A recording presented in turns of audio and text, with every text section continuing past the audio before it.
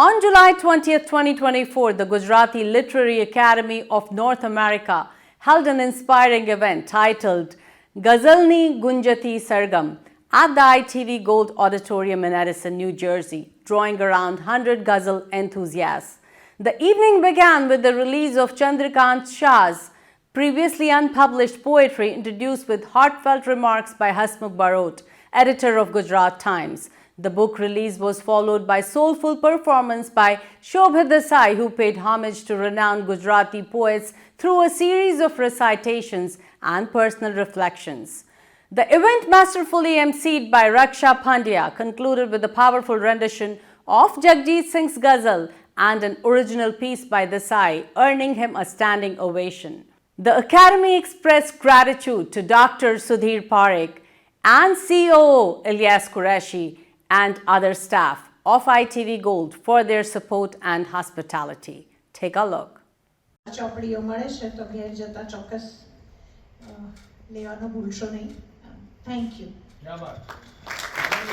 એક જ વાક્ય કહું તમને કે મારે એક પ્રેમિકા છે અને મારી વાઈફને ખબર છે કે વી આર સ્ટીલ કન્ટિન્યુઇંગ, અને મારી પ્રેમિકાનો એક બીજો પ્રેમી છે જેને વધારે પ્રેમ કરે છે, જેનું ખાસ કરવાનું છે આ રેકોર્ડ, કે આ રેકોર્ડ થશે.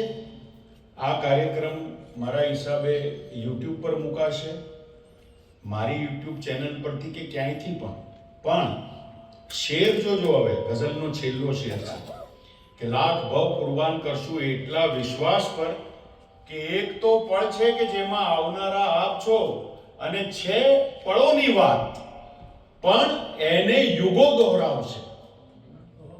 છે પળોની વાત પણ એને યુગો દોહરાવશે. અરે પાસ બેસીને અગર બિરદાવનારા આપ છો.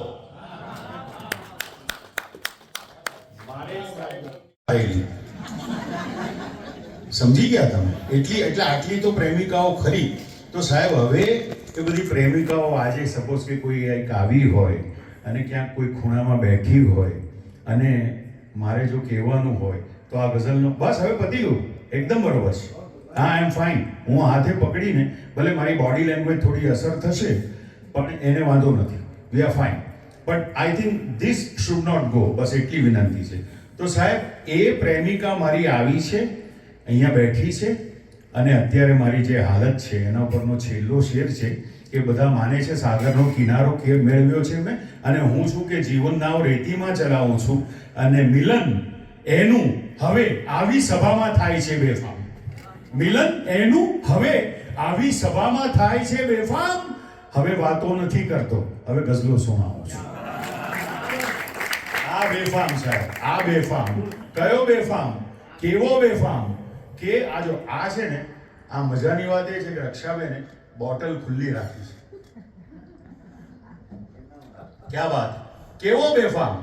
કે લૈલા મજનુ, હસમુખ, બરકતભાઈ, સોહેલનો બાપ, કેવો કપોએ કે લૈલા મજનુની આ વાત સાંભળો કે જગતના ભેદ ઢાંકે છે કોઈ ઉઘાડે છે.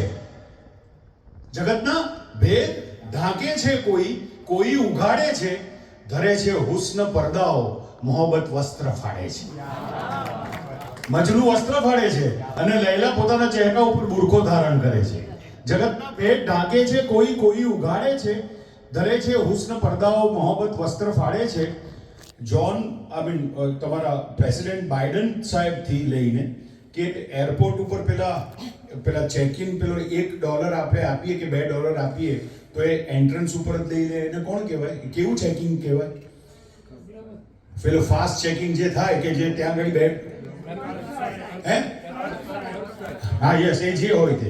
એટલે ધ ટોપ મોસ્ટ પર્સનાલિટી ત્યાંથી લઈને જે સર્વાઇવિંગ માટે ખૂબ બધા એફર્ટ્સ કરતા હોય છે, બધાને માટેનો આ શેર છે કે જગતના ભેદ ઢાંકે છે કોઈ ઉગાડે છે. ધરે છે હુસ્ન પડદાઓ, મોહબ્બત વસ્ત્ર ફાડે છે.